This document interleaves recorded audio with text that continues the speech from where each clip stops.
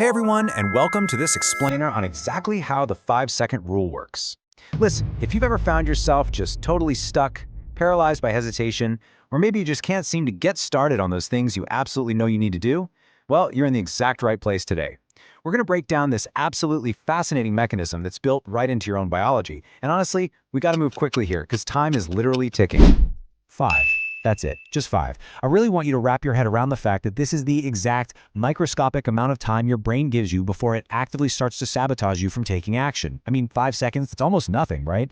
But when we look at the architecture of your mind, it's the absolute defining line between doing something great and doing, well, absolutely nothing at all. So I want you to picture this incredibly narrow 5-second window as a literal ticking clock inside your head. The exact moment you have an instinct to act on something, boom, that clock starts. Tick, tick, tick. This tiny window completely dictates whether you're going to move forward towards your goals or if you're just going to stay comfortably stagnant exactly where you are. Because once that window closes, oh yeah, your brain is absolutely going to talk you out of whatever it is you were just about to do. And that brings us to the core concept here, famously popularized by Mel Robbins. It's called the 5-second rule. Simply put, when you have an impulse to act on a goal, you must physically move within 5 seconds. Now, the absolute crucial point here is that word physically. You can't just think about moving. You can't just, make a mental plan to move. You literally have to initiate actual physical movement before that 5-second timer expires. Okay, let's slow down for just a second and look at the actual mechanics of why this happens.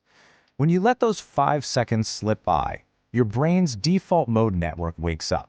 And you know what its entire job is? To keep you safe and comfortable. So it immediately drops 3 very heavy anchors on you: doubt, overthinking, and procrastination. It just floods your mind with all these reasons why you shouldn't act. Why? Simply because taking action is uncomfortable, and that primitive part of your mind absolutely hates being uncomfortable. So let's put this to a real-world test together right now. Seriously, I want you to be an active participant here. Step 1. Just think of a task you are avoiding right now. Step 2, and this is vital, do not analyze it. No excuses allowed. Step 3 is going to be our countdown, and step 4 will be your physical movement. You ready for this? Let's give this some actual context to help you out. Think about those tasks you've been putting off all day long. Maybe it's, I don't know, finally getting out of bed. Maybe it's opening up that dreaded blank draft so you can finally start writing. Or maybe it's just making that really difficult phone call you keep pushing off. Lock in on one specific task in your own life right now. You got it in your mind? Okay, good. Remember our rule, no analyzing. I'm going to give you just a few seconds of complete silence to mentally prepare to move, and then we are going to count this down out loud together. Ready? 5, 4, 3, 2, 1. Move. Seriously, stand up. Open the app, dial that phone number, do it right this very second. You see, that physical action literally breaks the seal of hesitation. You just forced yourself right through that tiny window of opportunity. And you know what? That brilliantly illustrates the actual brain science behind this incredibly simple hack. I mean, why does counting backward actually work so well? Well, it requires executive function. When you just sit there, your brain's default mode network takes over and starts manufacturing excuses to keep you safe in your comfort zone. But when you count backwards, 5, 4, 3, 2, 1, that active counting completely interrupts your normal habit loops.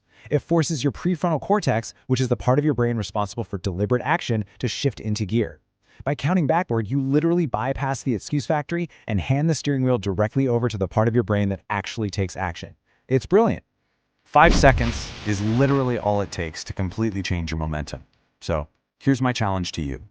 Use this biological hack for the rest of today. Every single time you feel the impulse to do something you know you should do, or whenever you feel that familiar heavy drag of hesitation creeping in, just use the countdown. Shift your daily momentum by taking back control of that tiny 5-second window. We've explored the rule, we've broken down the fascinating brain science behind it, and we've even tested it out together right here. The mechanism is completely in your hands now.